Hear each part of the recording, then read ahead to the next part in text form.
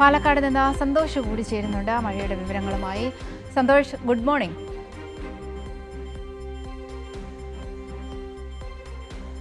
കഴിഞ്ഞ ദിവസമൊക്കെ പാലക്കാട് നഗരം ഫുൾ നമുക്കറിയാം വെള്ളത്തിനടിയിലാകുന്ന ഒരു സാഹചര്യം ഉണ്ടായിരുന്നു. വീടുകളിലൊക്കെ വെള്ളം കയറുന്ന ഒരു സാഹചര്യമായിരുന്നു. ഇന്ന് നിലവിലെ സ്ഥിതി എന്താണ്? മഴയ്ക്ക് ശമനമുണ്ടോ? എന്താണ് വിവരങ്ങൾ?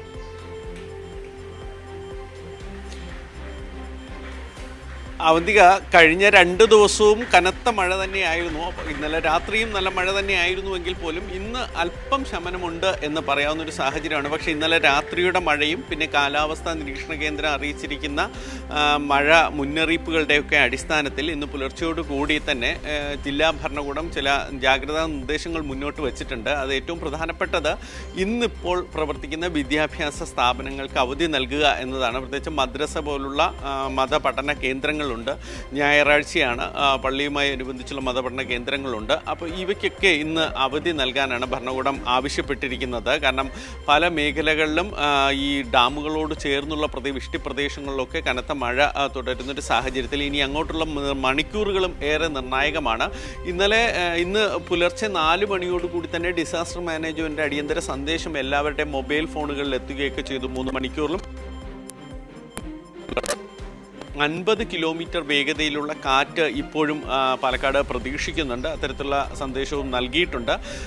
ഇതിനിടയിൽ ഒറ്റപ്പെട്ട ചില സംഭവങ്ങൾ മാത്രമാണ് ഉണ്ടായിരിക്കുന്നത്. പ്രത്യേകിച്ച് ഒറ്റപ്പാലത്ത് നഗരസഭയ്ക്ക് തൊട്ട് പുറകിലുള്ള വീടുകളിൽ പോലും വെള്ളം കയറി. സമീപത്ത് പുഴ നിറഞ്ഞ് കവിഞ്ഞൊഴുകിയതുകൊണ്ടാണ് ആട്ടപ്പാടി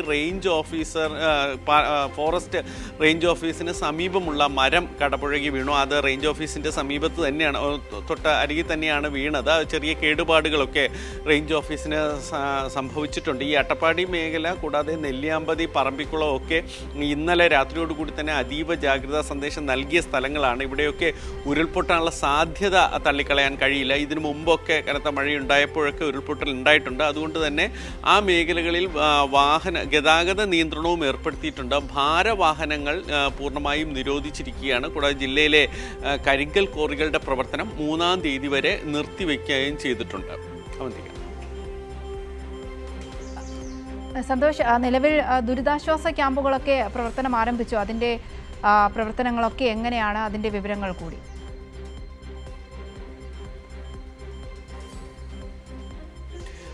അവന്തിക, നിലവിലെ ഒരു സാഹചര്യത്തിൽ ദുരിതാശ്വാസ ക്യാമ്പുകൾ ജില്ലയുടെ ഒരു ഭാഗത്തും തുടങ്ങിയിട്ടില്ല. അതിനുള്ള സാഹചര്യം ആയിട്ടില്ല. കാരണം ജനങ്ങളെ മാറ്റിപ്പാർപ്പിക്കേണ്ട ഒരു അവസ്ഥ വന്നിട്ടില്ല. പല ഭാഗത്തിലും വെള്ളം കയറിയിരുന്നു. വീടുകളുടെ ഈ ബേസ്മെൻറ്റിലൊക്കെ വെള്ളം കയറിയിട്ടുണ്ട്. പക്ഷേ ജനങ്ങൾ അവിടുന്ന് മാറ്റിപ്പാർപ്പിക്കേണ്ട സാഹചര്യം. കാരണം പിന്നീട് അങ്ങോട്ടൊരു കനത്ത മഴ ഒരിടത്തും ഉണ്ടായില്ല.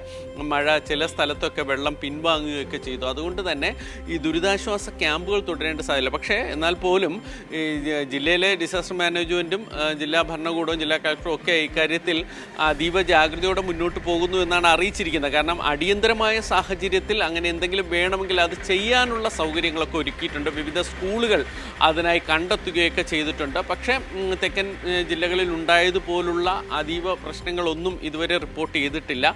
മറ്റ് നാശനഷ്ടങ്ങളും ഏറെ കുറവാണ്. കാരണം ഇന്നലെയൊക്കെ ഒരു വീടൊക്കെ തകർന്നു വീണെങ്കിൽ പോലും ആർക്കും പരിക്കേൽക്കുകയോ മറ്റു പ്രശ്നങ്ങളോ ഒന്നും ഉണ്ടായിട്ടൊന്നുമില്ല എന്നത് പാലക്കാടിന് അല്പം ആശ്വാസമാണ്. പക്ഷേ മഴ ഇനി അങ്ങോട്ട് ഇങ്ങനെ തുടരുകയാണെങ്കിൽ, അല്ലെങ്കിൽ കാലാവസ്ഥാ നിരീക്ഷണ കേന്ദ്രം നൽകിയ മുന്നറിയിപ്പ് അനുസരിച്ച് കനത്ത മഴ തുടരുകയാണെങ്കിൽ ഇനി അങ്ങോട്ടുള്ള ദിവസങ്ങളിൽ ദുരിതാശ്വാസ ക്യാമ്പ് പോലുള്ളവ തുടങ്ങേണ്ടി വരും. ശരി, സന്തോഷാണ് പാലക്കാട് നിന്നുള്ള വിവരങ്ങൾ നൽകിയത്.